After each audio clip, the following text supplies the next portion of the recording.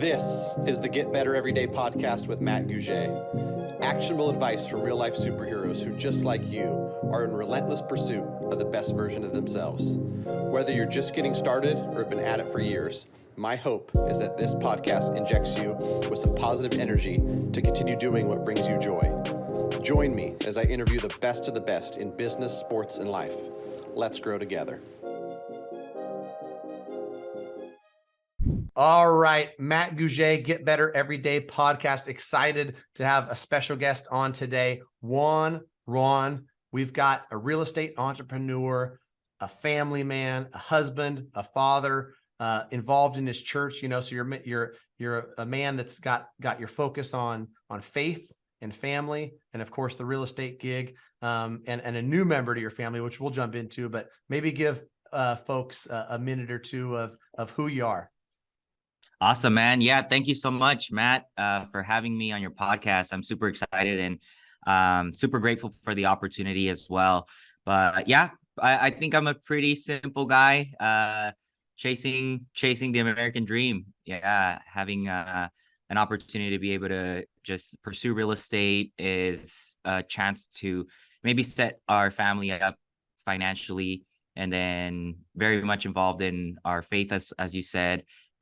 Being able to see people's lives transformed through that has been a blessing. And then, yeah, taking care of family. And like you said, we have a newborn, so been busy juggling all of that and figuring it all out. So yeah, a 10-week-old, man. I think anybody who's a parent can relate. You know, if you can remember, if you don't remember and you're listening and you're a parent, it's a lot of sleepless nights. It's a lot of wandering through the house and a little bit of a daze. You know, it's a good dream that you're in because it's all joy and this new humans in your life, but it's not easy, right? So from what I remember, my oldest son, who's 13, wouldn't let me put him down, so I just had to do laps around the kitchen.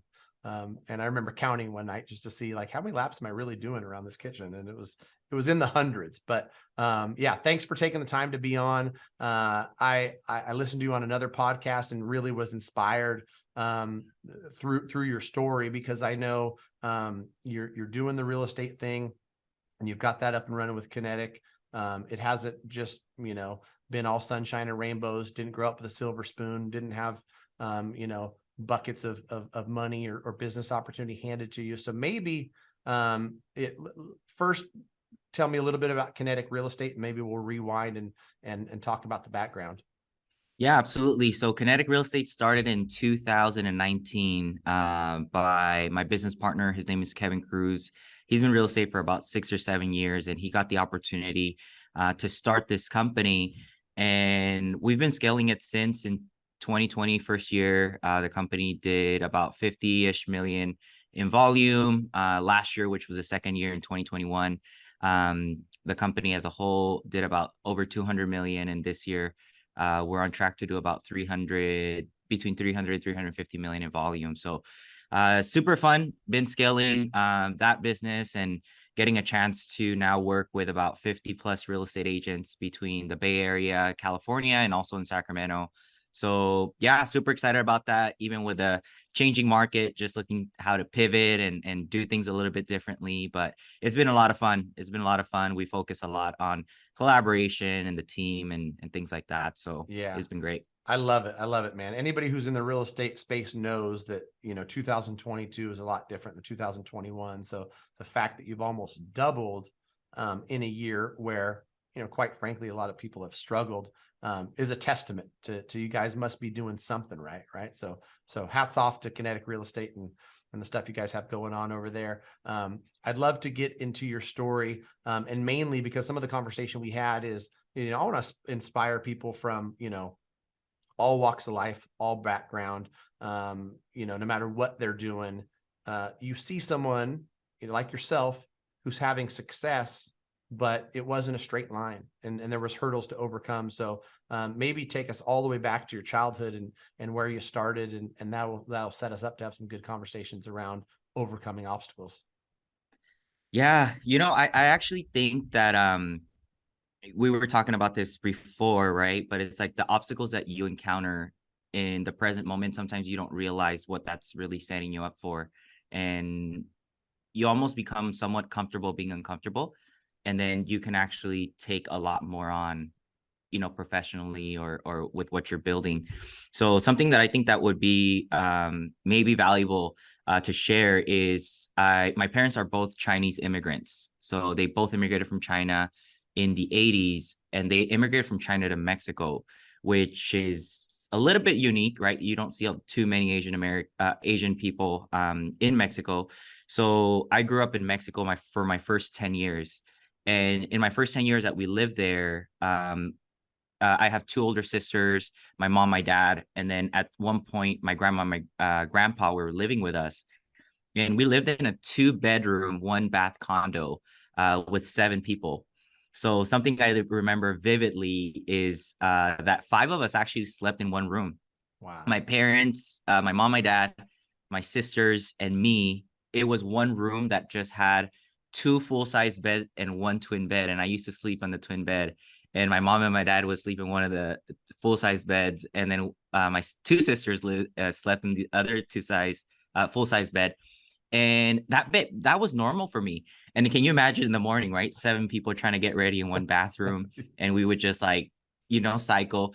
And that was normal for me, right? I just didn't know any different. And looking back at it now, I think that things like that really shaped me being so grateful of like every opportunity that I have, or even everywhere that I'm at. There's nothing that is too uncomfortable, I would say, right? Where I'm like, man, looking back at where I came from, like every day is a blessing. Like every opportunity that I get to live the life that I'm living now is just, I don't know, it's just a bliss.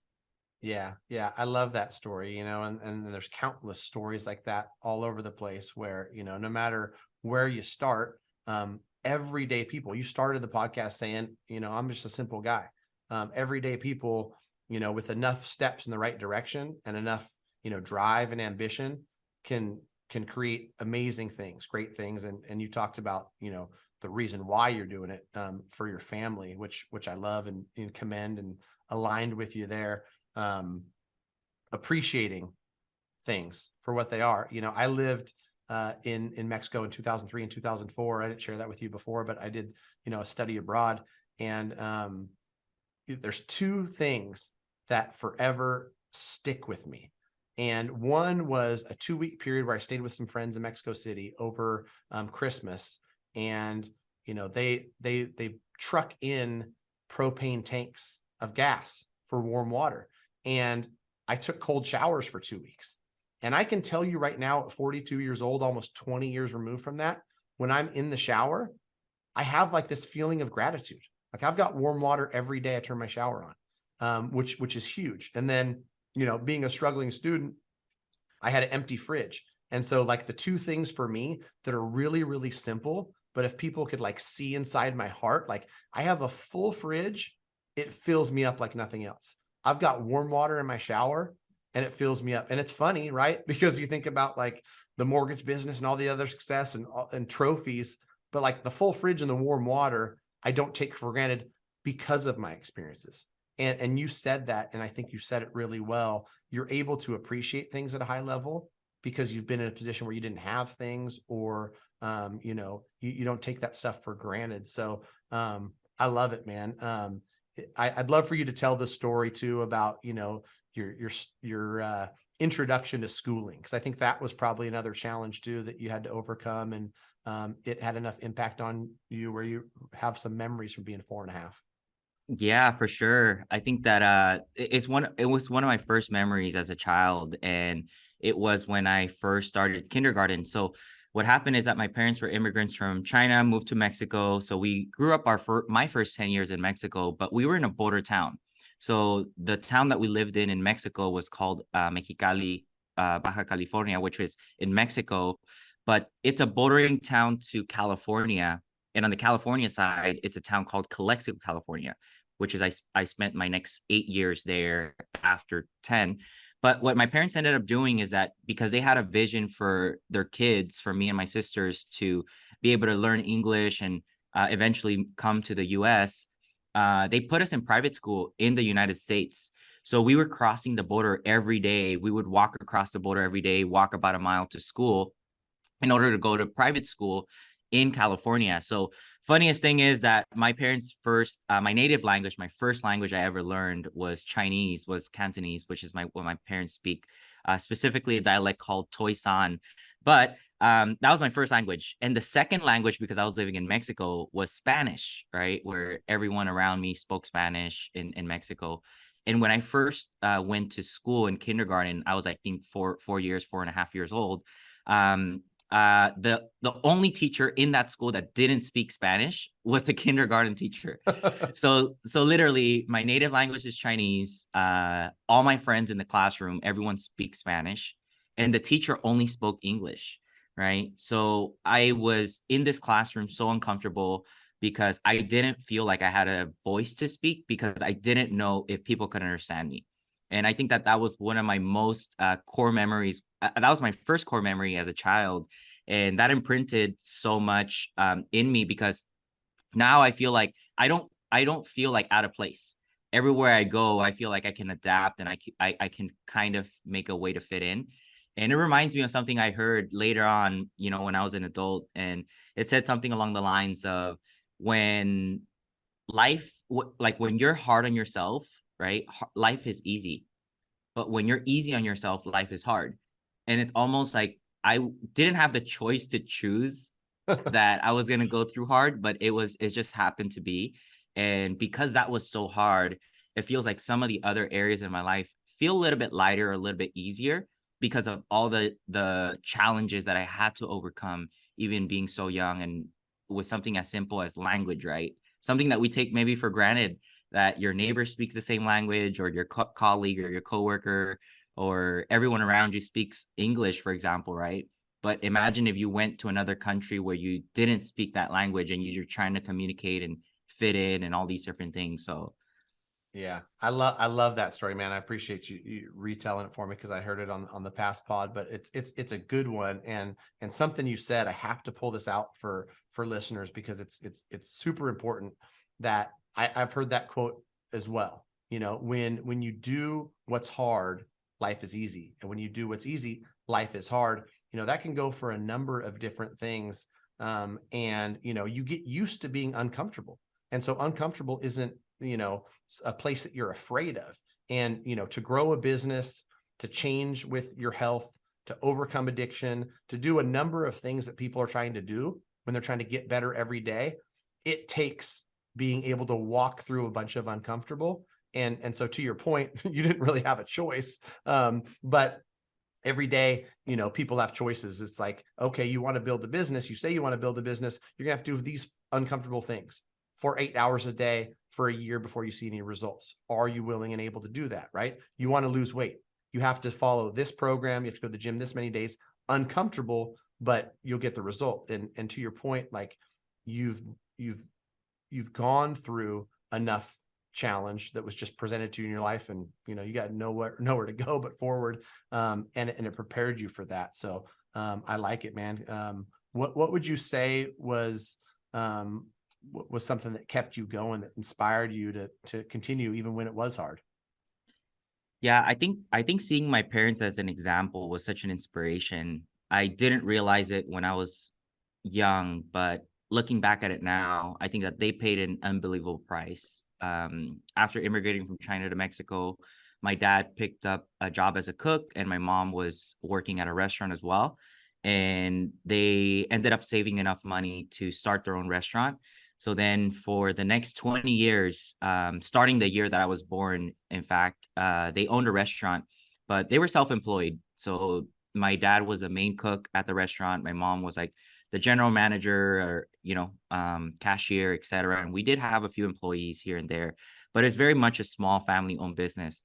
And the 2 days that the restaurant was closed for the entire year was December 25th, which is Christmas, and January 1st, which is New Year's, which meant that the only 2 days that my parents took off out of the year were those 2 days out of the year. So seeing my parents work, 14-hour days, 20 years straight, literally my dad never called a day off, like showed up every day, rain, shine, sick, healthy, whatever the case may be. And just seeing that as a kid and didn't even understand that that was not normal, right? Just seeing that as what was normal, like showing up whether they liked it or not, whether they felt like it or not. And they just sacrificed all their social life. They didn't really have um much going on outside of the restaurant business.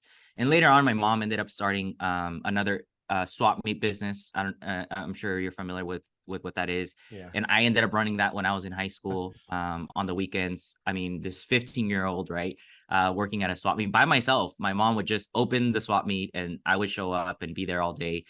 And just being inspired by the sacrifice that they paid, right? And I feel like even now, what motivates me, it's like in honor of their sacrifice, I'm trying to take advantage of every opportunity and almost like taking it from here where they left off and taking the baton and running, as far as I can to leave the next wave or the next generation in a different place with a different platform. Yeah, I love that, man. And I think that like there's so many, especially like the immigrant story. My wife and her family immigrating from Yugoslavia, Albania, taking jobs in factories in Chicago and walking through the snow. But one of my favorite stories, I'd love to share it here, is talking to my wife's grandma, Dicey. And she's 92 years old now, still kicking Wow. and beautiful and healthy.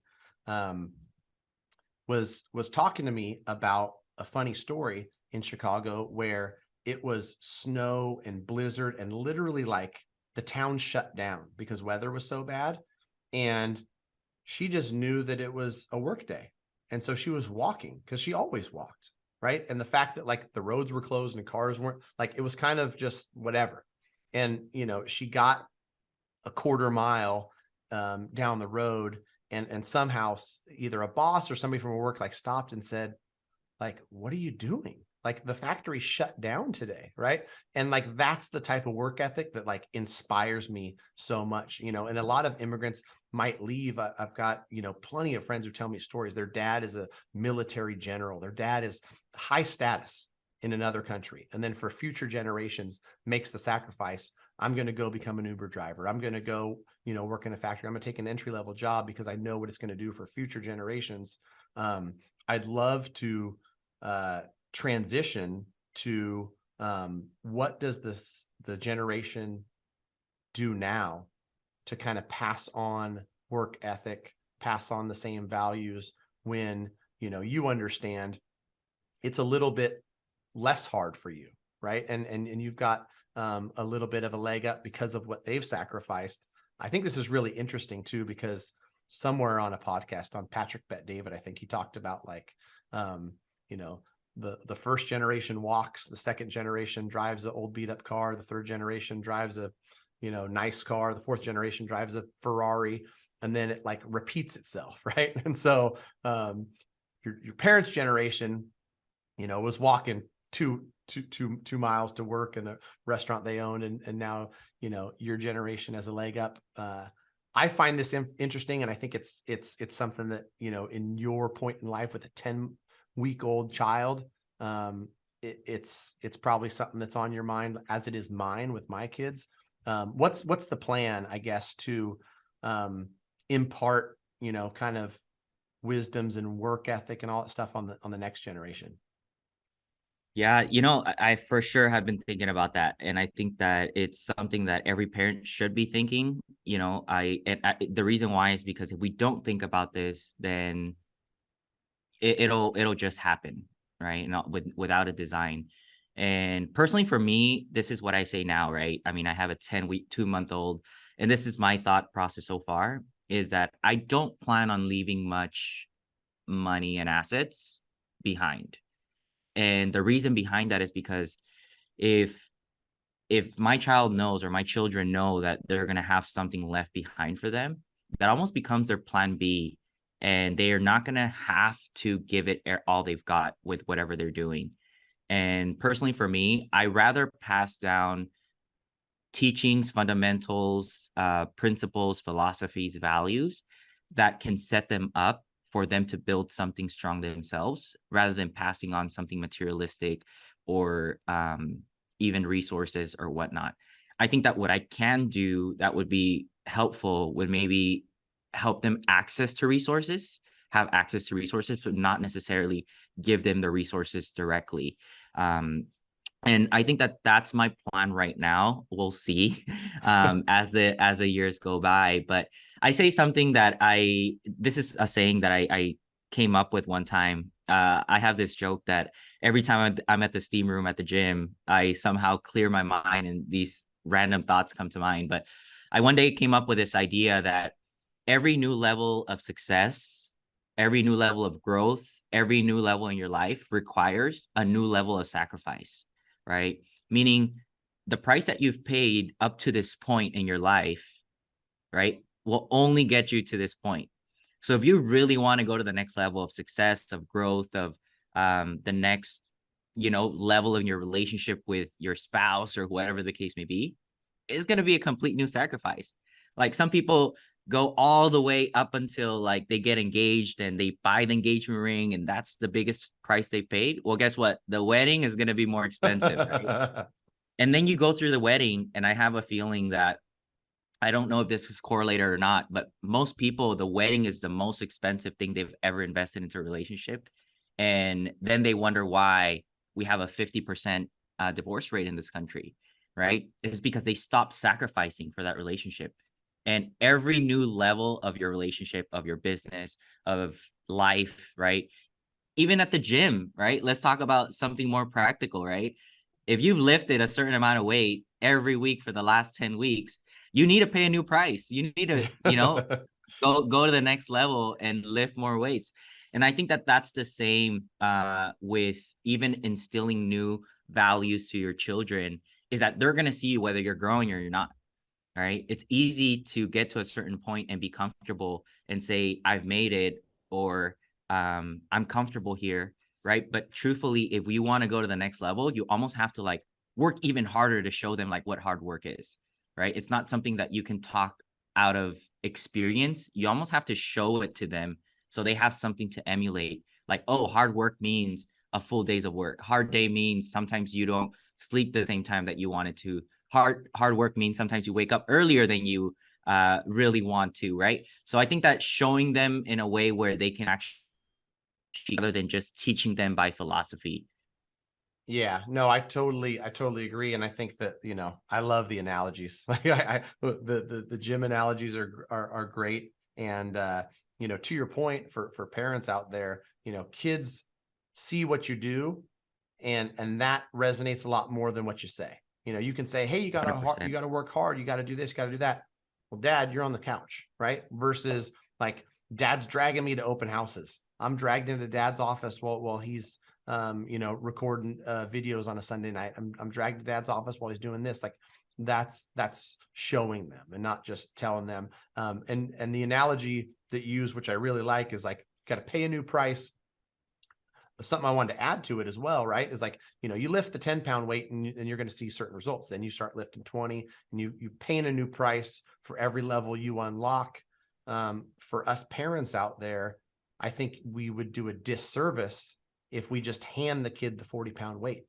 He doesn't know how to lift it correctly unless he's lifted the 10-pound weight, then the 20-pound weight, and the 30-pound weight. And so I know how good it feels to build something on your own, but also how like the foundation that's built to get to here is, I've got to do more to unlock the next level, but I need all this foundation and all this growth that I've had before it to be able to even get started. And so I love that, man. yeah, That was so good. That was incredible. Yeah, yeah. that even painting that analogy together, and it's like that is, I'll take that as well. Yeah, Yeah. for sure. I mean, I think we're all cognizant and thinking of it, right? Anybody who's a parent is like, man, I don't want, to have this next generation, be spoiled. Like the things that me and you went through and cold water and in a school where they, didn't speak the same language, and 7 kids in one, or 7, adults in one 2-bedroom house. Like they might not see that. They just see, sitting row 10 at the Kings game and getting to go downstairs and get free food. Like, at times I think to myself, like, man, like, am I doing it wrong? Right. Like, you come from nothing, you want to give them everything, but you can't, right? You got to hold some Right. stuff back. And especially when it comes to work ethic and earning it on your own. It's a challenge. I know that it's a challenge for me. It's a challenge for a lot of people that I'm aligned with. And so the fact that you're thinking about it while the kiddo's still young is a good sign. Yeah, no, I love that. And I think that even now we're it's funny because he's 2 months and we've already took him on appointments, brought him to a work retreat. So like we're really looking to adapt them into our life rather than us changing our lifestyle in order to adapt a newborn. And I feel like some parts of it is gonna be uncomfortable for him, but I think in the long run it'll probably be a benefit for him to see his parents like work and do it. Mhm. Right, right. Yeah. And I think too, I've told this story to some folks, and no knock on my parents, but they would drag me to casinos. They would drag me to bars and to places where they were at. So it wasn't necessarily, the best example. And, my 13-year-old who plays basketball, actually both my 13, my 9-year-old play a bunch of basketball. They love sports. They're super active, did a 5K last weekend for my 9-year-old's school. Those boys have been in gym since they were 6 months old, right? I remember the carrier at 24-Hour Fitness, and then I went to Cal Fit, and then I went to Uriah Faber's gym, and now I'm back to Cal Fit playing basketball with my boys. That's something that I can't just say health is important. You should keep yourself physically fit and move, right? They're literally, it's been ingrained in them from the start, and you've taken them to work. Work is something that we do as a family, and this is how we have the nice things we have because mom and dad are out there working. So applaud you for that, and I agree 1,000%. They're going to pick up on that stuff at 10 weeks old, probably not yet, but as time goes by. Does she work in the business too?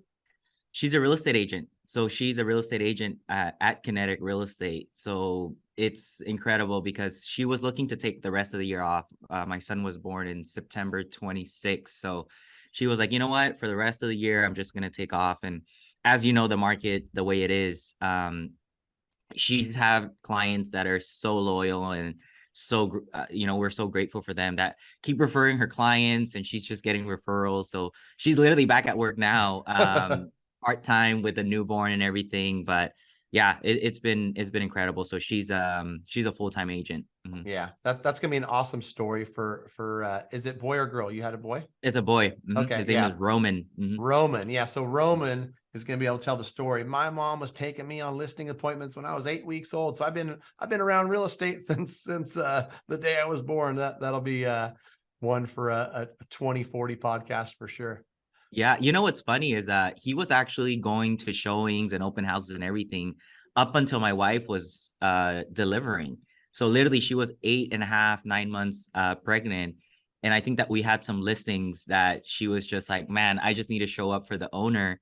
And she would show up for 2 or 3 hours, but he was doing open houses in the womb. And then now he's doing open houses out. And so it's like literally yeah, and he's super comfortable. Like you could see that out and about, he's actually he'll sleep more and stuff like that. So he's kind of used to that lifestyle.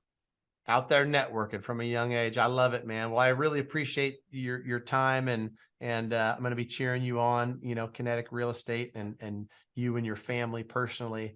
Any parting words or anything else that you want to add? I'll have links in the description to how to get a hold of you and Kinetic Real Estate, whatnot. But any parting words of wisdom? I would just say just the market that we're going into now, specifically, is something that comes to mind is that nothing can be created out of the past, right? So talking about what the interest rate used to be, or what the market looked like, or what the stock market price looked like, nothing new can be born out of that. So then the only way we get to create something new is create a new vision, right? Of what's going to drive us, what's exciting for us. Even if you're like not in a great place in your life and going through a lot of pain or a lot of struggle, that vision of who you could be is going to be the motivation that I've drawn in order for me to get myself out of that situation, right? So I think it's really relevant in this moment where maybe people aren't having all the circumstances line up in their life, and you can draw out of a new vision, getting clear on what you want, what you're pursuing, and then having that on a daily basis be your motivation of where you're going and drawing out of that inspiration. Yeah, I love that, man. That's a great way to end it. And, get better every day, listeners. I hope that, this resonates with some folks, regardless of your situation, regardless of the past. I know hundreds and thousands of people that have had a ton of success. And 99.9% of them have gone through something. They've been on the wrong path. They've been in a bad place. And, any day you can just start walking in the right direction, and you can, one step in front of the other, create something new for yourself. I always like the analogies when people talk about, writing your own book. The first 3-4 chapters could be bad, right? And then the hero can turn it around. And the second half of the book is a great one. I think that, if I were honest with myself, 31 years, those first 31 chapters weren't the best. I'm going to write an amazing, chapter 32 through 90, and I'm actively working on it. So thanks again, man. I appreciate that. We'll end it there. Thanks again. Awesome, man. Thank you.